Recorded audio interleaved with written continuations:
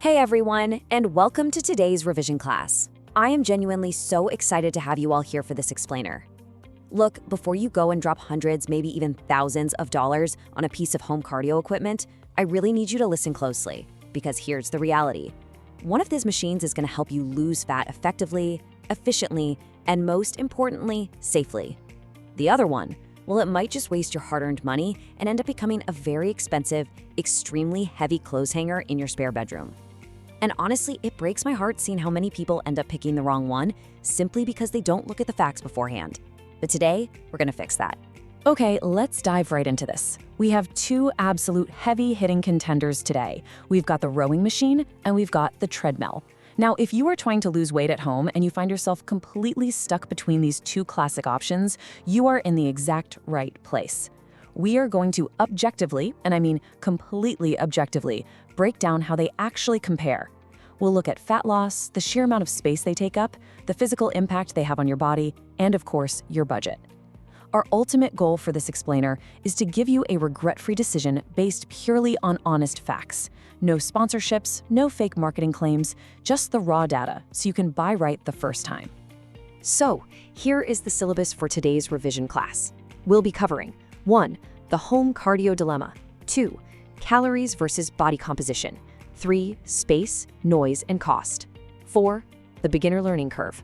5. Our pre-purchase warning checklist. And 6. The final verdict. You can consider this your mental scorecard as we judge these two machines. Let's start with Section 1, the home cardio dilemma, where we look at the mechanical foundations. Before we can even think about getting into the advanced performance metrics, we really need to understand their basic mechanics. They are totally different beasts. The treadmill utilizes a moving belt that's designed for walking or running. Meanwhile, the rower features a sliding seat with a handle and a resistance system, which is usually magnetic, air, or water-based, specifically built to mimic the physical act of rowing on actual water. Now, both of these are absolutely going to raise your heart rate, and both can burn calories, for sure, but they interact with your body in fundamentally different ways. The treadmill is a very lower body dominant exercise. For example, just think about the simple act of running. It continuously pounds your lower body joints, your knees, your hips, your ankles. It's sending a shockwave up your leg every time you step, making it a high-impact activity. On the flip side, the rowing machine engages your entire body with a smooth gliding motion. Because you're seated and sliding, the result is almost zero impact on your skeletal structure. And guys, a really common mistake beginners make here is completely ignoring their long-term joint health. They'll just push right through agonizing joint pain on a treadmill just to get a sweat going, rather than choosing a low-impact alternative that their body can actually handle. So for our quick recap of Section 1, treadmills are lower body, high-impact machines, whereas rowers provide a full-body, zero-impact workout. And honestly, that single difference changes absolutely everything when we talk about long-term weight loss at home. Moving on to Section 2, calories versus body composition. Let's see which one actually burns more fat. We are going to put on our myth-busting hats for just a moment and ask the single most popular question in fitness: which machine actually burns more fat? Well, based on the available data, a standard 30-minute session on either of these machines is going to burn roughly 200 to 400 calories. Now, of course, that range depends heavily on your intensity, your starting body weight, and exactly what resistance level you're working against. So at a baseline, surface-level glance, they look pretty evenly matched. But let's dig a little deeper into how those calories are actually burned. When we really break down the specifics, a high-incline treadmill session actually wins when it comes to pure calorie burn per minute while you are actively on the machine. If you are just looking at a digital counter ticking up while you sweat and pound the belt, the treadmill takes the prize. However, the rower takes a completely different and arguably smarter approach, because that rowing motion actively engages your legs, your core, your back, and your arms all at the exact same time. That massive full-body muscular engagement creates a superior afterburn effect. Your body literally has to continue working harder, burning more energy to recover long after you have actually stepped off the machine and hit the shower. So the absolutely crucial point here is this concept: muscle retention. If you take away anything today, memorize this definition. Muscle retention is the ability to keep your existing muscle mass while you're eating in a calorie deficit to lose weight. Why does that matter? Because the more muscle you keep, the faster your resting metabolism runs over the long term. For a quick example, doing full-body resistance work on a rower preserves the muscle in your upper back and your core. Simply running on a treadmill just does not do that. The most common mistake learners make here is desperately chasing that digital calorie counter on the screen, totally ignoring the fact that building and retaining muscle is the real secret to a metabolism-boosting body composition. So to recap section 2, treadmills might burn a slightly higher number of pure calories per active minute, but rowing machines win the long game by promoting muscle retention and creating a massive full-body afterburn effect. Let's jump into section 3, space, noise, and cost, the reality of building a home gym. It is time to shift our focus away from the human body for a second and look at the very practical realities of your physical space. Just look at the sleek, space-saving aesthetics of modern rowing machines. If you are putting equipment in your actual living space, like your bedroom or your living room, size is a massive, massive factor. You know how it goes. Treadmills are notoriously long, they're bulky, and they demand a permanent footprint in your home. Even the foldable treadmill models take up serious space, with a lot of those budget options weighing well over 150 pounds. In total contrast, while rowing machines are usually longer from end to end, they are significantly narrower. And beautifully, many of them can either split right into two pieces or simply stand upright against a wall when you're done with your workout. When they're standing up, they take up barely any floor space at all. It's like having a tall chair in the corner of the room. And then, we really have to talk about your wallet. Treadmills come with a notoriously high entry price, and worse, they come with hitting maintenance costs over time.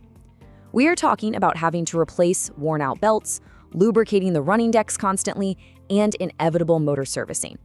If a treadmill motor dies, you basically have a giant paperweight. Rowers, on the other hand, boast a much lower entry price and incredibly simple mechanics. For example, a really high-end, beautiful water rower often costs less upfront than a premium commercial treadmill, and it requires almost zero technical maintenance.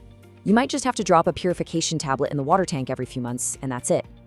The major mistake buyers make in this category is paying for flashy marketing screens and Bluetooth gadgets on treadmills, rather than prioritizing consistent physical resistance and machine durability.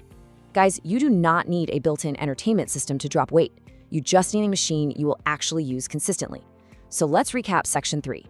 Treadmills demand permanent space and bring hidden, frustrating maintenance costs, while rowers are generally cheaper up front, way easier to store out of sight, and far simpler to maintain. Moving right along to section 4, the beginner learning curve. Let's talk about usability over time. We really need to introduce the concept of usability by comparing your experience on day 1 to your experience at month 6.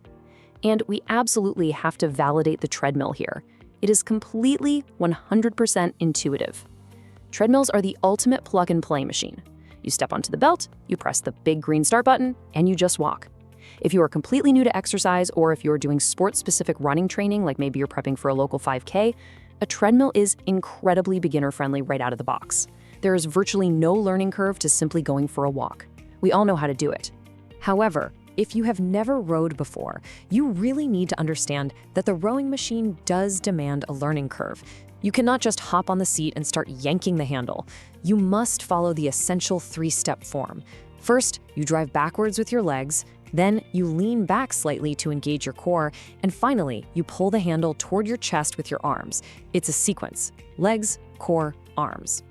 For example, a perfectly executed rowing stroke doesn't feel like an arm workout. It feels like a powerful, fluid leg press combined with a seated row.